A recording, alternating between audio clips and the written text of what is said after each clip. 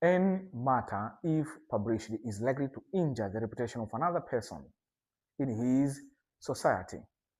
Kwamba ikitokea kitu chochote kikuwa published, kikisambazwa, ambacho baada ya kusambazwa kinapelekea madhara kwenye heshima ya mtu fulani, kwa maana ya kuchafuliwa kwenye jamii inayomzunguka, hiyo ndiyo kashfa, yani defamation.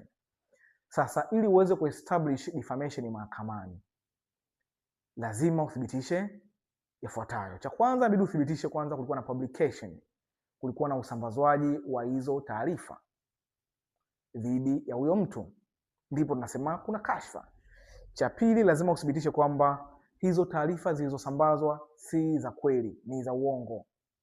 That is number 2. Lakini cha tatu, inabidi uthibitishe mahakamani kwamba hizo taarifa ni wewe uliyelengwa, ni wewe uliyetajwa, kwa maana reference, you have been referred to that defamatory words.